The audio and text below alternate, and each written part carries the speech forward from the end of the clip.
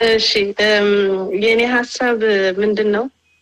መጀመሪያ ጦርነቱ እኔ እንደሚመስለኝ አስልተው የገቡት የአብይ ግሩፕ የአማራው ልሂቃንና የኢሳያስ ማለት ነው። ይሄ ህወሓትም ሆነ ሌላ አካል ከትግራይ የሚፈጠር ሌላ አካል ሊገዳደር የሚችል በኃይል ሊገዳደር የሚችል በኢኮኖሚ ሊገዳደር የሚችል አያስፈልግም ብለው ስላመኑ ጦርነቱን ባይ ኤኒ ሚንስ ከፍተው ትግራይን አዳክመው መሬቱን ተካፍለው የነበሩ ፋብሪካዎችና መሰረተ ልማት አውድመው ማይኖሪቲውን ተቀብሎ እንዲኖር ነው ጦርነቱ የተጀመረው። ስለዚህ ምንድነው ያ ሲሆን ማንኛውም ወጣት ልክ እንትኖቹን ትሬንዶቹን ማየት ትችላላችሁ። የፖለቲከኞቹን ንግግር ትሬንድ እነ ዳንኤል ክብረት ሌሎቹም የሚናገሯቸው ማለት ነው። የድሮ ባክግራውንድ የድሮ ሂስትሪ ሁሉ ያነሳሉ። የወያኔ እንትን መነሳት ማለት ነው። ስለዚህ እነሱ ምንድነው እንደዛ ቢነሳ እንኳን ወደፊት ሌላ ወጣት ህወሓት ጠፍቶ ሌላ ወጣት እንዳይነሳ እየገቡ መከላከያ በመላክ ገባህ ለሶስት ወጥረው አፋርን ከዛ አስገብተው ደም አቃብተውታል። አሁን ሰላም የነበረው የአካባቢ አፋር ጥሩ ግንኙነት ነበረው። አማራውን ቢሆን ያው አዜ ፖለቲሻን ነው እንጂ ህዝቡ ግንኙነት ነበረው። ግን ደም ካቃቡት ከዛ የሚመጣ ኃይል መሀል ከተማ ድረስ እንዳይመጣ ይከላከላል ነው። ስለዚህ በልክ እንደ በኤርትራና በኢትዮጵያ የነበረ ኖ ፒስ ኖ ዋር ድርጊት ወደ ትግራይ ማምጣት ፈልገዋል ማለት ነው። ወደ ትግራይ አምጥተው በተራዘመ ጦርነት ይሄ ትንኮሳ አውቀው ግጭት በማለት ምን በማለት ያዳከሙ እያቆዩ እነሱ ስራቸውን ሊሰሩ ነው የፈለጉት። ስለዚህ ምን ሆነ መሰለ ኤርትራ በግሏ የራሷ የሆነ እንትን ግንኙነት ከነ ቻይና እና ከነ አረብ ሀገሮች ጋር ፈጽማለች። ተዳከመ ብሎ ባሰበበት ሰዓት አብይ ደግሞ የፈለገውን የጦር መሳሪያ ግዢ ምናምን ፈጽሞ ከጨረሰ በኋላ አሁን ነገሮች ተስተካክለዋል ብሎ ሲያስብ ወደ አሜሪካ ነው መምጣት የፈለገው። እነንትና ግን የአማራው ልሂቅና የአፋሩ ግን አዜን ዩዝ ኤንድ ስሩ ነው ሊጠቀሙበት የፈለጉት። በቃ ጀስት ውጋ ሲባል እንዲወጋ እረፍ ሲባል እንዲያርፍ ማለት ነው። ስለዚህ አብይ አሁን ወደ አሜሪካ መምጣት የፈለገው ይሄ ዶኔት የተደረገው የአሜሪካ ገንዘብ ራሱ የሚያሳየ ላይክ እኛንን ማጆሪቲው እና እኛንን ይሄ ሴንትራል ገቨርንመንቱን መያዝ አለብን የሚል ቅስቀሳ እኮ ነበረ። እነንትና ሁሉ የሚቀሳቀሱት ነጃዋር ሁሉ የነበረው እሱ ነው። ስለዚህ አሁን ልክ የኦሮሚያ ገቨርንመንት ለኢትዮጵያ ብለው እንደተስማማ አይነት ስምምነት ነው ለኦሮሚያ ብላ ገንዘብ የሰጠችው ለአሜሪካ ማለት ነው። እና አብይ ወደ አሜሪካ ወደ አረቦቹም ያው የነሱ ናቸው እንትን ሳውዲ አረቢያና ዩኤኢ እየተጠጋ ይመጣል ማለት ነው። እነዛም ኤርትራም ደግሞ በፊናው በቻይና ያለውን ነገር እንትን ይላል። ግን ምንድነው ግን እንትኑ ግን እንደሚቀጥል ነው የሚታየኝ። ስጋት ነው ብለው ባሰቡ ቁጥር ኤርትራን መተንኮሷንና መግባቷን አታቆምም። እንትና ደግሞ አብይ ደግሞ ለዚህ ለድንበር ለጉርብትናው ያለኝን ሰላም እያደፈረሰብኝ ነው የትግራይ አማጺ ኃይል እና ኢንተርናሽናል ቴሮሪስት ግሩፕ ይግባልኝ እስከ ማለት ሁሉ ሊደርስ ይችላል። እንደዛ ያደረገ በረሃብም በምንም ሰነዱ ላይ የሚያሳየው እሱ ነው። በቃ እየገቡ እንደፈለገ አሳሲኔት እያደረጉ በረሃብ እንትን እያሉ ህዝቡን እየጨረሱ በሕክምና እንትን እያሉ ቢዚ እያደረጉት የትግራይን ህዝብ በችግር ቢዚ ያደርጉታል ማለት ነው። እስክንድር ያልከው እስክንድር ማለት በጣም አሁን መጀመሪያ በኢህአደግ ነጭ ትራሽ ባግ ይዞ ነበር ወደ እስር ቤት የገባው። በአብይ ቢጫ፣ አሁን እንደገና ተመልሶ ደግሞ ጥቁር ይዞ ነው የሚገባው። አምታውኝ ዝም ብሎ አሁን የትግራይ ህዝብ የህዝባችን ነው ምናምን እንገባለን መቀሬ ምናምን የሚለው መጀመሪያ የትግራይ ህዝባችን ነው ሲል በጣም ዲስሪስፔክትፉል ነው ለኛ ለትግራዮች very disrespectful። ሁለተኛ አሁን የአፍሪካን ዩኒየን ኢትዮጵያ ውስጥ ሊደረግ ነው እየተባለ ነው። I have a message to ዳንኤል ክስረት። አፍሪካን ዩኒየን አዲስ አበባ እንዲመጣ ያስደረገው ኢህአዴግ መንግስት በወያኔ በክቡር መለስ ዜናው ነው። አሁን የነሱን ነገር የሰሩትን ማጥፋት አለብን ካለ ማየት አንፈልግም፣ ፍቅር ማጥፋትም ማቃጠላለን ካሉ ለምንድን ነው አፍሪካን ዩኒየን በወያኔ ወደ ኢትዮጵያ የገባውን ነገር አሁን አፍሪካን ዩኒየን አዲስ አበባ እንዲሆን የሚፈልጉት? ዋይ? ማን የፈቀደው? ማን ያስተካክለው? ይሄ ለሱ መልእክት ነው እና ለዳንኤል ክብረት የትግራይ ህዝብ የሚጠሉ ወያኔ የሰራውን ሐውልት የሚያፈርሱ ዋይ አሁን አፍሪካን ዩኒየን ኢትዮጵያ እንዲደረግ they kissing too much የአፍሪካን ዩኒየን ሊደርስ የወያኔ አይደለ እንደሱ። ይሄ ለዳንኤል ክብረት ነው እና ይሄ ለእንትና ደግሞ ለታማኝ ኤክሰርሳይዝ የሚያደርገው ነበረ። ምንድን ነው? እግር ነው የያዘው፣ እንጨት ነው ሲፎክር የነበረው። እግሩ ምን እያደረገ ነበር የሚሰራው? ኤክሰርሳይዝ እየሰራ ነበር። እንደዚህ ነው መርገጥ ምናምን ነው። ለምን እግሩ ነው እሱን የትግራይን ህዝብ የሚረግጠው? ያቺ መንቀርቀዝ መሰለት እግሩ ያ እንጨት የደረቀ እንጨት የመሰለ በሱ የሚረገጥ ትግራዋይ የለም፣ ሊኖር አይችልም። ለምን ወደ ቦርደር ትንሽ ጠጋ አላለምና እንደነሱ አይነት አንማርክም። ባይዘወይ we don't have time እነሱን መቀለብ።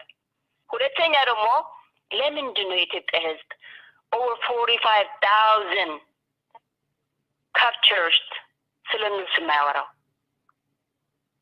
ለምን ይታሉ ብሎ ለምንድን ነው የማይጠይቀው? now ወደ 45,000 ደርሰዋል እድሜንዴ። ማንም ኢትዮጵያዊ ግን ስለነሱ የሚያወራ የለም። ታማኝ አያወራም፣ ዳንኤል ክስረት አያወራም፣ አሁን ባለ ብጫ ኩርቱ አያወራም። ስለሱ ፉከራ ብቻ ነው። መቀሌ ይምጡ we are ready። እና ይሄ ማለት ነው የፈለኩት። The Ethiopian people says you have great concern and sensitivity for the future of the country and the people. But let's start from the beginning. 4 months ago, you resigned from the government of Prime Minister Abiy Ahmed. Why did you do that? Well, I saw Ethiopian system of governance is not reformable within. So I had to step out and I had to speak out, even though I was speaking. And I've been very vocal from the beginning, but I had to do it from outside the government.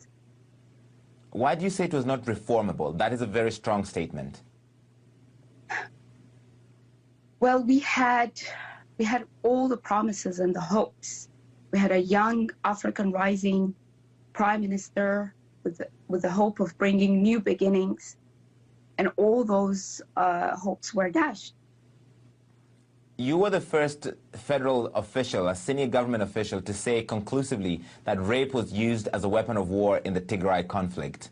But that was in a tweet. It didn't come in an official government report. There was no press release. Why did you do this in almost like in a personal capacity?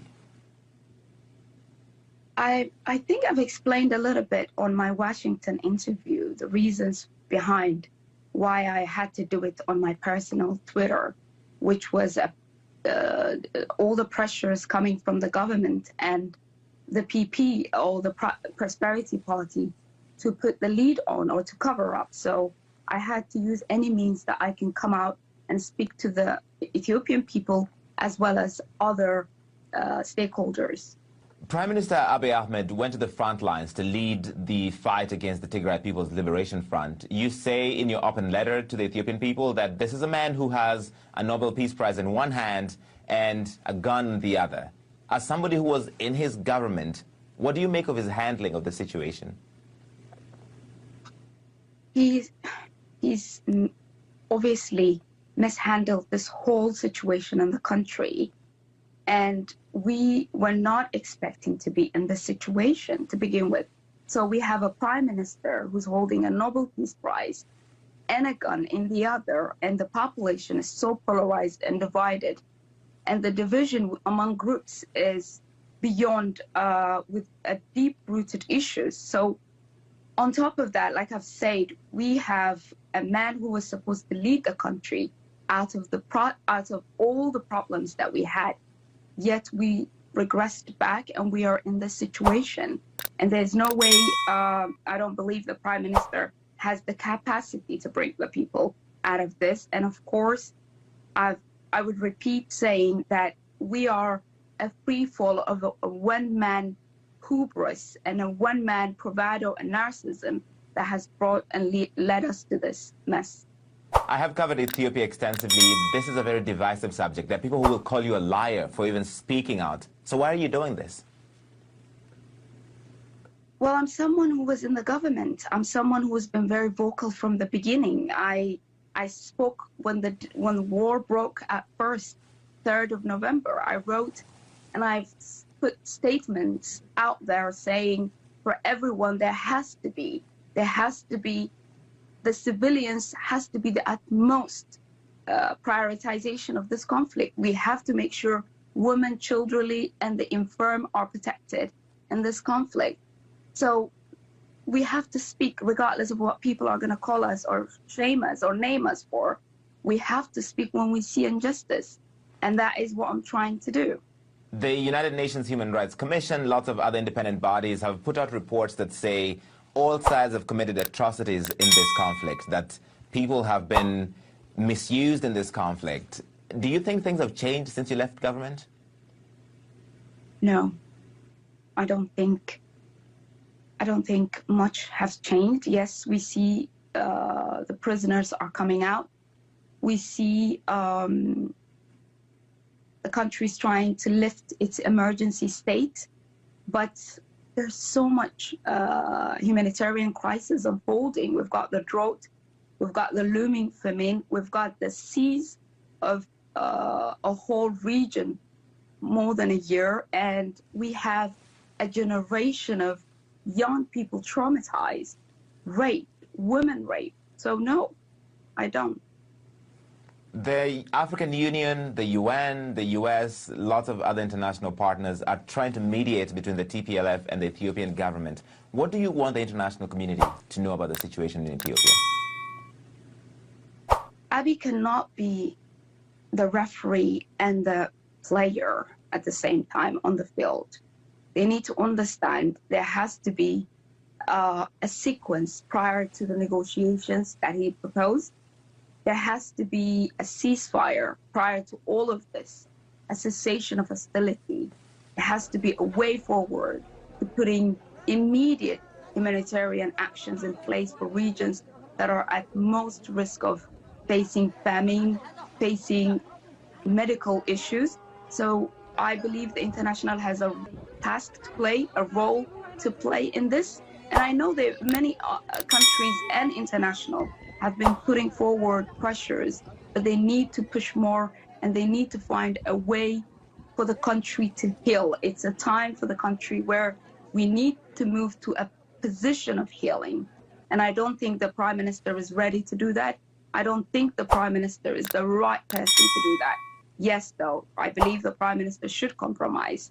As the head of the nation, as the Prime Minister of the country, he should compromise. He should put the people at first, and he needs to act accordingly. He needs to come to his sense. The situation looks bleak in Ethiopia. What do you think in your mind is the future? What is the way forward out of this conflict that has been raging for 15 months? I want to send a message to the African Union, who's been irrelevant in this conflict. I believe the African summit is taking place in February. I hope when African countries come together that they will put forward a pressure as countries to say there needs to be a cessation of hostility, there has to be a ceasefire, and that their summit can put some pressure in the government as well as other active agents in this conflict. Filson Ahmed Abdullahi, thank you for talking to us here on CNN. Thank you, Larry.